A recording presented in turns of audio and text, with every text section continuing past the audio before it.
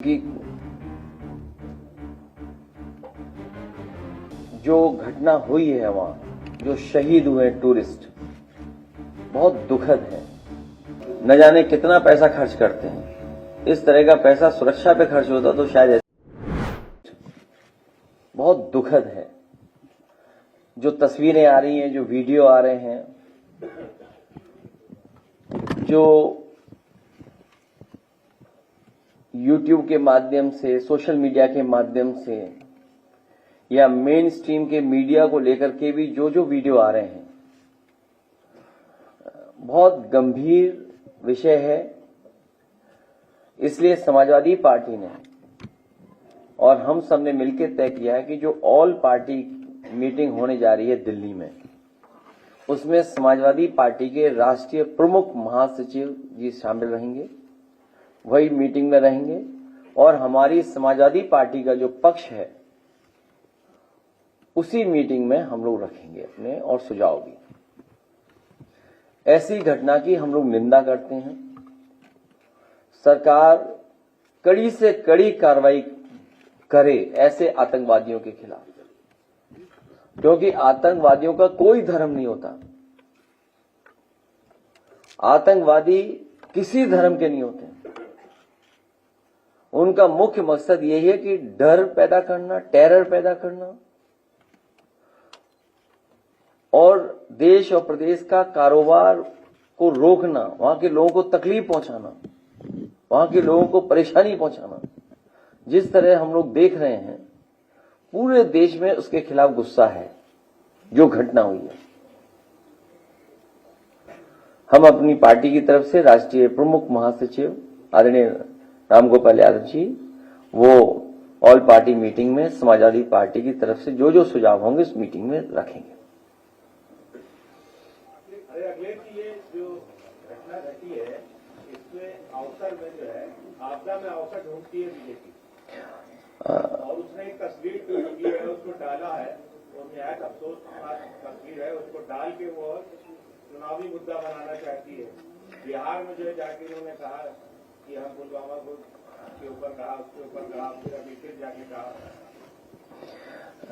किसी भी political party को ऐसी घटना से राजनीतिक लाभ नहीं लेना चाहिए, क्योंकि ये देश का सवाल है, हमारे पूरे हिंदुस्तान, भारत, इंडिया का सवाल है। यहां के लोग मिलकर के, साथ रह करके दुनिया के बराबर चलना चाहते हैं। ये सुझाव भी हमारी पार्टी की तरफ से होगा कि जिस तरीके से सोशल मीडिया पर टारगेटेड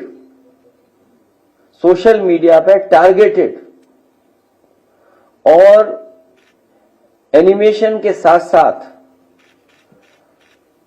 पॉलिटिकल पार्टी के लीडर्स भी कि समाज में कैसे जहर घोलें या किसी लीडर के बारे में कितना गलत कह सकते हैं या तस्वीरें बनाने की बात, अगर वो भी चल रहा है तो ये भारत सरकार की जिम्मेदारी है कि ऐसी चीजों को रोका जाए।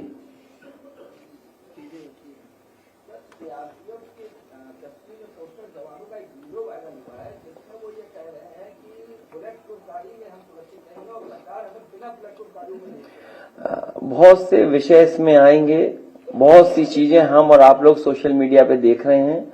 ये दिल्ली की सरकार, उनकी जिम्मेदारी है कि किसी भी तरह की फेक न्यूज या किसी तरह की वो न्यूज जो हमारी सिक्योरिटी को थ्रेट पहुंचाता हो, चाहे वो हमारी इंटरनल सिक्योरिटी हो, चाहे हमारी बॉर्डर सिक्योरिटी हो, उन सिक्योरिटी को कोई भी किसी तरह से अगर ठेस पहुंचाता है या उसके बारे में कोई गलत जानकारी देता है, तो ये केंद्र सरकार की या सरकार की जिम्मेदारी बनती है कि इस तरह की चीजें नेटवर्क के थ्रू ना आ पाए, सोशल मीडिया पे फ्लोट ना कर पाए।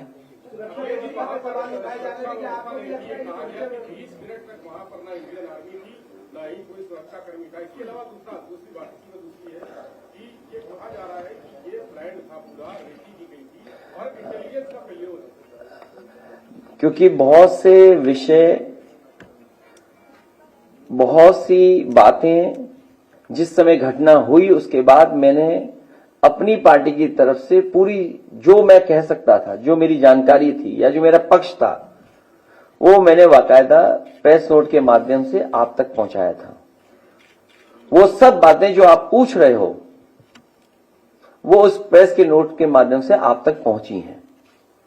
जो सवाल आप पूछ रहे हैं वो उसके अंदर जवाब है, क्योंकि उस समय ऑल पार्टी मीटिंग नहीं बुलाई गई थी, इसलिए एज ए पॉलिटिकल पार्टी हम लोगों को अपना पक्ष रखना था। उस समय हम लोगों ने जानकारी दी थी।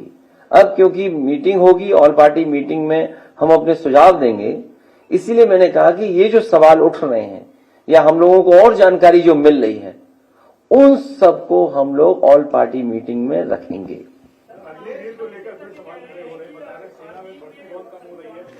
क्या अग्निवीर को लेकर जो आप लगातार सवाल खड़े कर रहे थे वो सवाल अभी बना रहेगा? आप में से कोई अगर हिंदी अच्छी पढ़ता हो, हमारी पार्टी अरविंद जी कहां चले गए? अरविंद जी हैं, बुला लो अरविंद जी को। ये जो डिफेंस के कई सवाल और अग्निवीर को लेकर के हम लोगों ने कई बार कहा और फिर दोहराता हूं उस बात को, अग्निवीर के पक्ष में देश के युवा नहीं है। वो पक्की नौकरी और पक्की वर्दी चाहते हैं। अगर आपका तर्क ये है कि बजट इसमें हमें बचाना है इसलिए हम अग्निवीर व्यवस्था लाए, देश की सुरक्षा के लिए कितना भी बजट खर्च हो जाए हमें उतना बजट खर्च करना चाहिए देश की सुरक्षा के लिए। सर, हमले के बाद जिस तरीके से सीसीएस बैठक में भारत सरकार ने जो 5 बड़े फैसले लिए हैं, आपकी नजर में क्या वो सही में 5 बड़े फैसले हैं? और अगर उस जगह पे आप होते तो ऐसे कौन से बड़े फैसले लेते? हालांकि वो समय नहीं है, नहीं तो मैं कुछ और बात कह देता, लेकिन जो फैसले लिए इससे भी कठोर फैसले लेने चाहिए थे। कठोर फैसले ही नहीं, वो इंप्लीमेंट कैसे होंगे उसको भी कठोरता से इंप्लीमेंट किया जाए, केवल स्टेटमेंट न हो। ये हमारा पक्ष जब ऑल पार्टी मीटिंग होगी तो ये भी सुझाव होगा कि भारत सरकार ने जो फैसले लिए हम उसके पक्ष में हैं। इससे भी कठोर फैसले अगर कुछ ले सकती है भारत सरकार तो भारत सरकार को लेना चाहिए। जितने कठोर फैसले लिए हैं उतना ही कठोर उसका पालन हो, क्योंकि अगर पानी को रोकना है तो पानी को रोकने के लिए कोई आपके पास व्यवस्था है, एक बहुत लंबा प्रोसीजर है। शायद हमारे पत्रकार साथी इस बात को समझते होंगे। मैं अरविंद जी से कहूंगा। किसने? राजा भैया ने कश्मीर की पहलगाम की घटना को लेकर राजा भैया ने टूरिज्म को बाइकाट हमारा कोई परिचय उनसे नहीं है।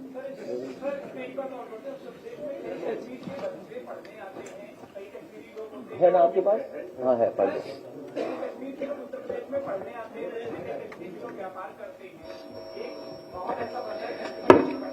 हालांकि मैंने कई बार कई मौकों पर कहा है कि कारोबार हमें जोड़ता है। कारोबार में न जाति होती न धर्म होता है, वो हमें जोड़ता है कारोबार। और हमने आपने देखा है कि लखनऊ ही नहीं पूरे देश में जगह जगह हम एक दूसरे से कारोबार करते हैं। और ये भी हम लोगों ने देखा कि अगर कोई कारोबार करने आया है तो उसके साथ व्यवहार कैसा हुआ है। तो ये जो सोच है उस सोच को हम लोगों को हर एक के अंदर से हटाना पड़ेगा और खासकर कुछ कट्टरवादियों के दिमाग से वो बात हटानी पड़ेगी। कारोबार हमें जोड़ता है।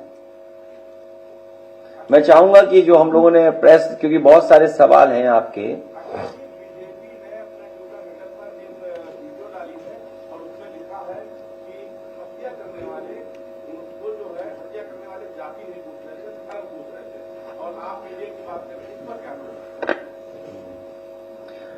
वैसे तो बीजेपी के नेताओं के अगर आप सोशल मीडिया पे जो पेजेस हैं देखोगे या पैसे देकर के जो चलवाते हैं ये लोग, न जाने कितना पैसा खर्च करते हैं। इस तरह का पैसा सुरक्षा पे खर्च होता तो शायद ऐसी घटनाएं न हो।